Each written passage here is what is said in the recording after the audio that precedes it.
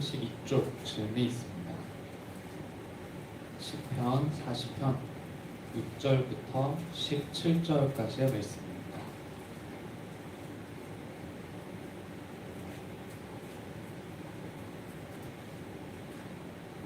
교독하시고 17절은 같이 읽겠습니다. 주께서 내 귀를 통하여 내게 들려주시기를 제사와 예물을 기뻐하지 아니하시며 번제와 속죄제를 요구하지 아니하신다 하신지라. 그때에 내가 말하기를 내가 원하리라. 나를 가르쳐 기록한 것이 네 말이 제게 있나이다.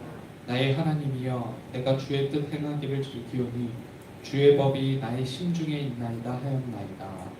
내가 많은 생각 가운데에서 네 깊은 지식을 전하였나이다. 여호와여, 내가 내 지식을 가지지 않는 것을 주께서 하시나이다.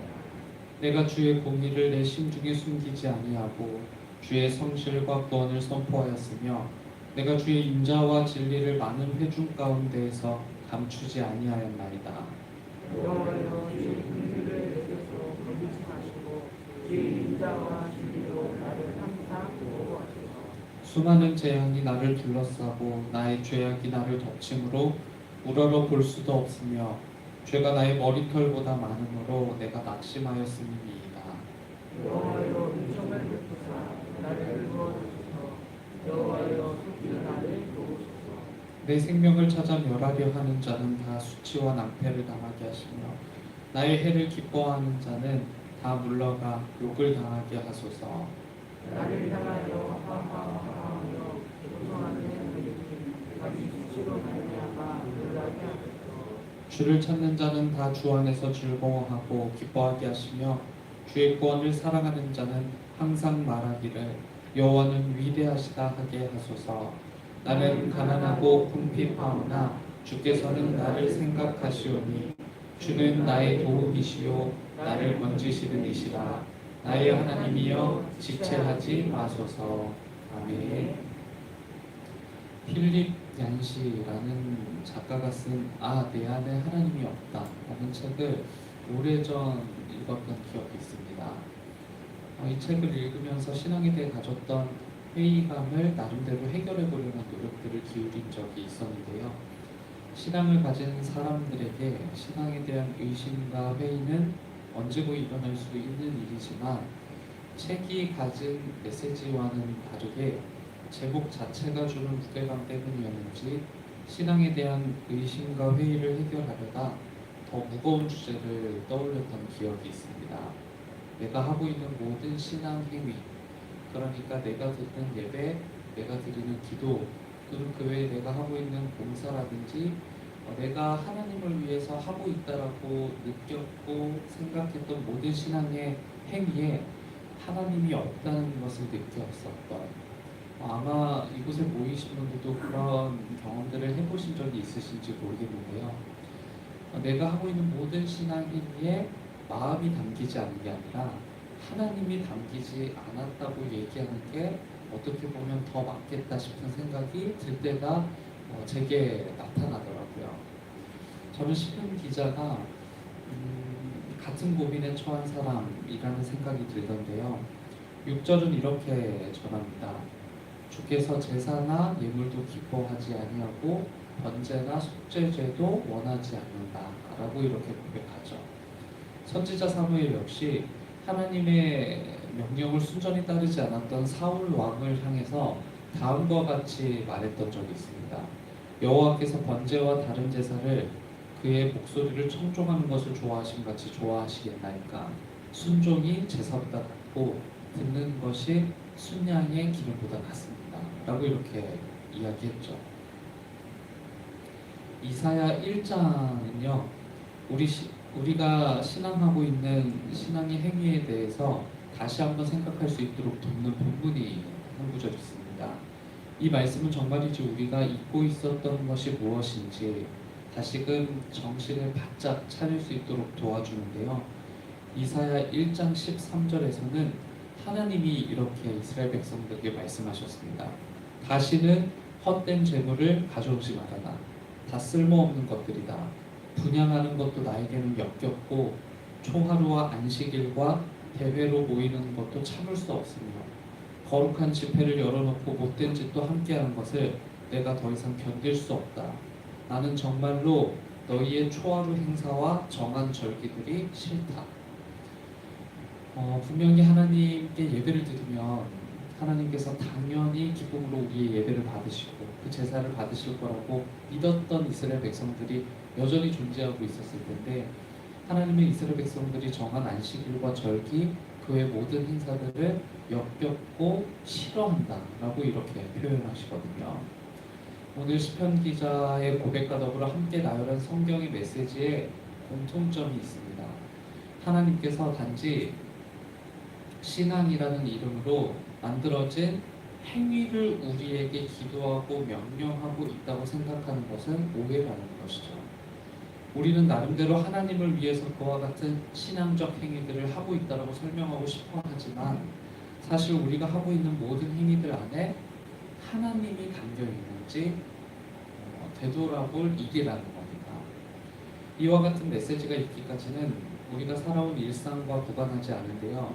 마치 거룩한 예배와 또 우리가 거룩한 기도의 행위, 이 예배와 기도의 행위에는 하나님이 담겨 있는 것 같다가도 일상의 모든 행위에는 하나님이 담겨 있지 않은 것 같은 위선적 모습이 우리 일상에서 너무나 쉽게 발견되기 때문일 겁니다.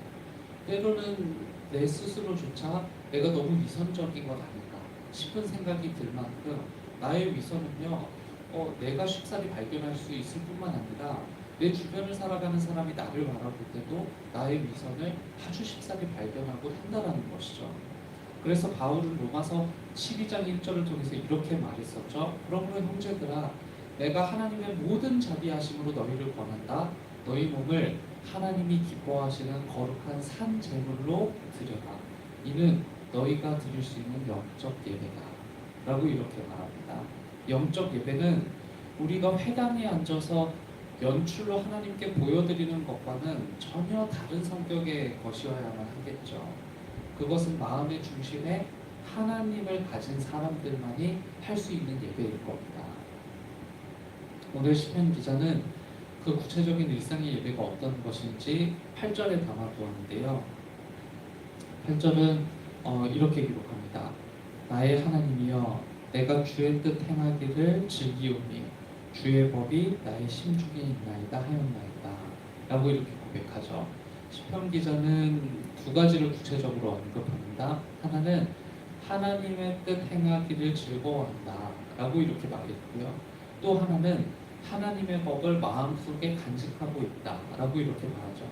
바로 그게 내 일상에서 하나님을 예배하는 구체적인 방법이 되는 겁니다. 데살로니가전서 4장 3절에 보시면요, 하나님의 뜻을 이렇게 말합니다. 하나님의 뜻은 이것이니 너희의 거룩함이라. 그러니까 즉 우리가 추구해야 할 하나님을 향한 일상에서의 구체적인 예배 행위는 거룩, 즉 구별을 추구하면서 사는 것이 되죠. 또 하나 하나님의 법을 마음속에 간직한다고 할 때요, 히브리어는 이 마음이라는 단어를 사용할 때 원어로 살펴보면 심장, 내장, 창자 등 인체의 주요 기관의 중심을 빗대어서 말하고 있는 것인데요. 즉, 내 심장을 뛰게 하는 것이 하나님의 말씀이고, 또 내 신체 기관 전체를 작동하게 하는 것이 바로 하나님의 말씀이다라는 고백을 하고 있는 거예요. 그러니까 하나님의 말씀이어야만 내 신체 기관까지도 반응하고 작동할 수 있다고 시편 기자는 고백하고 있는 겁니다. 예배는 있지만 하나님은 없는 삶, 기도는 있지만 하나님과는 거리가 느껴지는 삶이라면 오늘 우리에게 주어진 시편 말씀이 도움이 될 겁니다. 하나님은 하나님 없는 교회, 하나님 없는 예배, 하나님 없는 기도를 원하셨던 게 아니라 하나님을 가득 담은 나를 원하신다고요. 하나님을 철저히 닮은 내 일상을 원하신다는 거예요. 그 어느 때보다도 우리에게 부담이 느껴질 수밖에 없는 말씀이지만 이와 같은 일상의 예배를 추구하면서 하나님께로 자라가는 우리 모두가 될 수 있기를 주님의 이름으로 축원합니다. 함께 기도하겠습니다. 마음 없는 예배, 마음 없는 기도도 드려왔지만 무엇보다 하나님 없는 예배, 하나님 없는 기도를 드려왔던 것은 아닌지 지난 우리의 모든 예배와 우리의 기도를 다시 한번 점검합니다. 우리가 드리는 모든 예배에 하나님을 담을 수 있도록 도와주시고 우리가 드리는 모든 기도에 하나님이 아닌 것은 없는지 다시 한번 살펴볼 수 있도록 도와주옵소서. 그리하여서 우리의 삶이 하나님 앞에서 구별된 삶을 살아갈 수 있도록 도와주시고 우리의 삶을 바라보는 모든 사람들마다 궁금함과 질문이 일어나는 삶이 이어질 수 있도록 도와주옵소서. 이곳에 모인 모든 주의 백성들 한 사람 한 사람 하나님께서 기억하시고 축복해 주시길 원합니다. 이곳에서 하나님을 향하여 드리는 기도 또한 하나님 안에서 구별되는 기도가 되었으면 합니다. 우리 가운데 임하여 주시고 우리 안에 하나님께서 찾아와 주셔서 하나님이 아닌 것이 있거든 우리의 기도를 성령님께서 바로잡아 주옵소서. 무엇보다 사도 바울이 이야기했던 것처럼 우리의 삶의 목표와 또 우리의 삶의 지향점이 거룩에 있길 소망합니다. 그 하나님의 뜻을 이루며 살아가는 모든 사람들이 될 수 있도록 도와주시고 그렇지 아니하거든 우리의 길을 안내하시는 하나님께서 우리의 길을 바로잡아 주옵소서. 환우들을 위해서 함께 중보하며 기도합니다.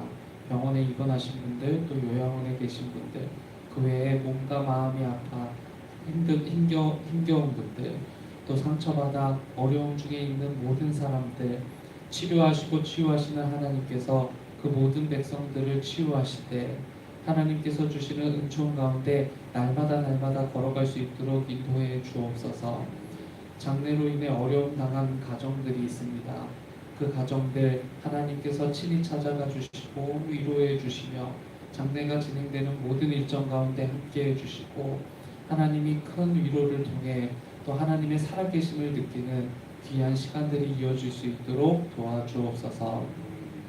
하나님, 우리가 이 땅을 살아가는 동안 늘 넘어지고 쓰러지지만 그럼에도 불구하고 우리를 일으켜 세워주시는 그 예수 그리스도의 손을 붙잡고 일어나게 되기를 소망합니다. 오늘 이 땅을 살아가는 동안 하나님이 우리의 도움이 됨을 믿고 신뢰하며 하나님의 영화로움을 위해 오늘 하루 살아갈 수 있도록 도와주옵소서. 예수 그리스도의 이름으로 기도드립니다. 아멘. 하늘에 계신 우리 아버지여, 이름이 거룩히 여김을